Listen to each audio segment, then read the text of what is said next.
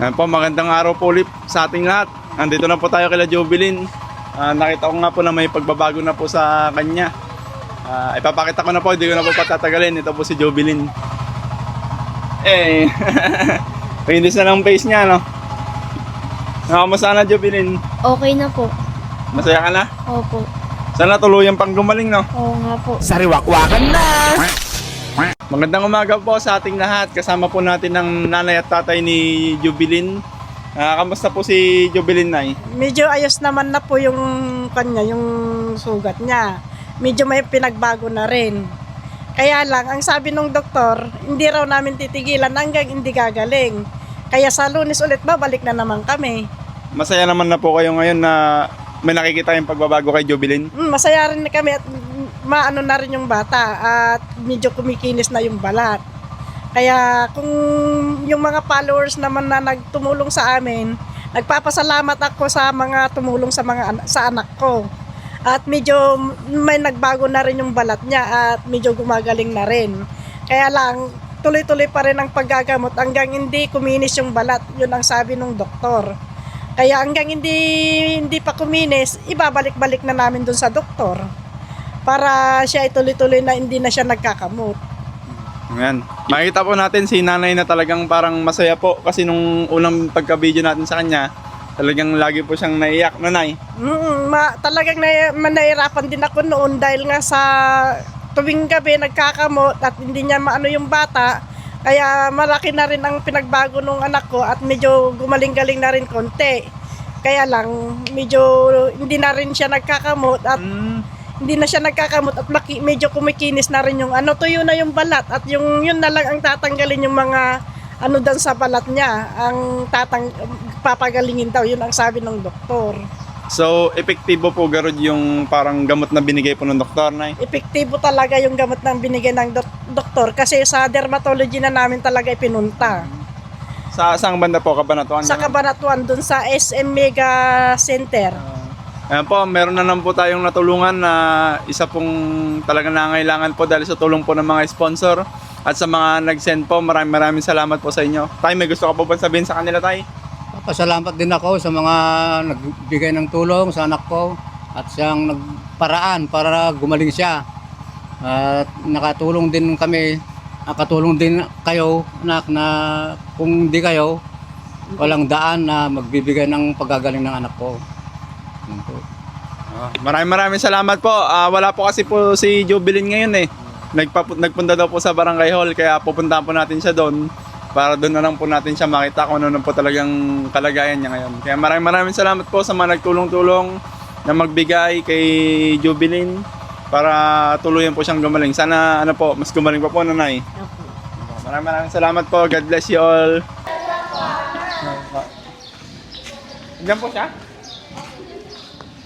Nahuli ka, naggaling sila dito. Ay, wala po sila? Umuwi na sila. Na po ba? Ay, opo, andito kami na. Galing po kami doon.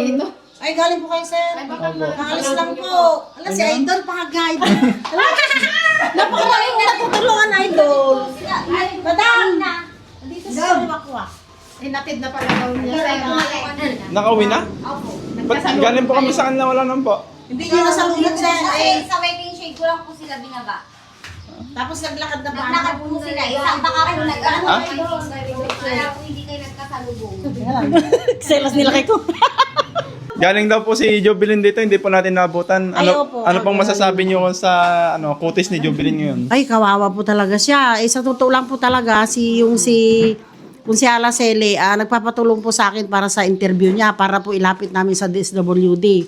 Dahil marami po kayong natutulungan. Sariwakwak! I love you! But sabi po ng magulang niya, nagbago naman na daw po yung medyo communist. Opo, medyo na sir. Ay, medyo na po, idol. Kaya lang yun nga po, ilalapit din daw sa DSWD para tuluyan madagdagan po, po. Para gumaling na siya. Balikan na lang po namin sa bahay nila, no? Ay, sige po, marami po yung Bye-bye po. natutulungan, idol. Babalik po kayo. Thank you po. Sige po. Nagbagot po kasi yung binili nila nung sa SM. Nga daw po. Sige pa, thank you. Ayan po, magandang araw po ulit sa ating lahat. Andito na po tayo kila Jovelyn. Nakita ko nga po na may pagbabago na po sa kanya. Ipapakita ko na po, hindi ko na po patatagalin. Ito po si Jovelyn. Kinis na lang face niya, no? Nakamusta na, Jubilin? Okay na po. Masaya ka na? Opo. Sana tuluyan pang gumaling, no? Oo nga po. Ano masabi mo sa mga, mga nagbigay ng tulong sa'yo? Salamat po kasi po na napatingin ko po yung sarili ko sa doktor po. Ngayon po okay na po yung balat ko. Okay na, no? Opo. Ngayon, makikita nyo po sa mukha ni Jubilin, talagang uminis na po yung mukha niya. Thank you Lord po, talaga. Sana mas tuluyan pa po na gumaling. Boss, anong masabi mo at okay na po yung kalagayan ng asawa mo? Wala pong masabi at nakita ko kung ganyan na po eh.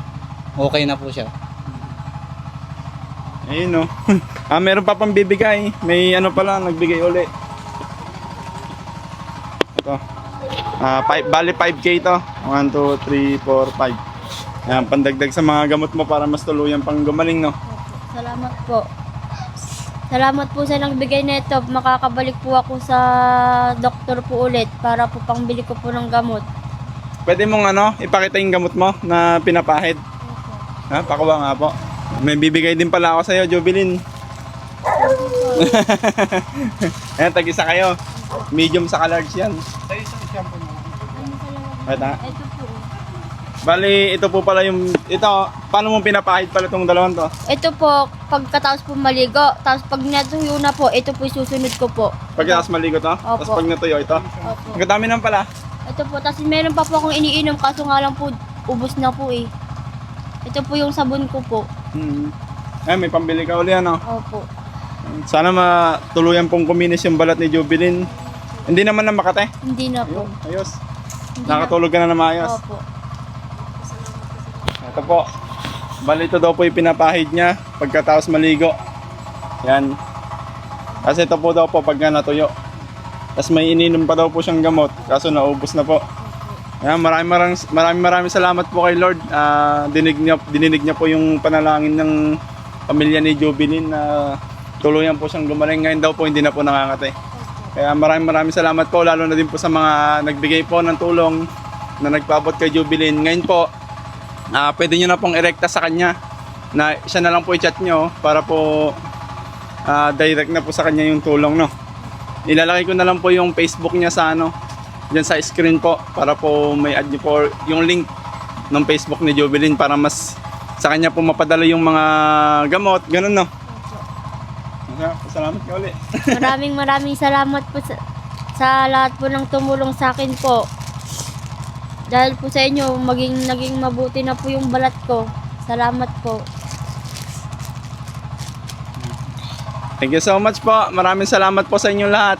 God bless you all. Mas pagpalain pa po kayo ni Lord at mas dumami pa po yung kayamanan nyo. Thank you so much po. God bless. Sige pa.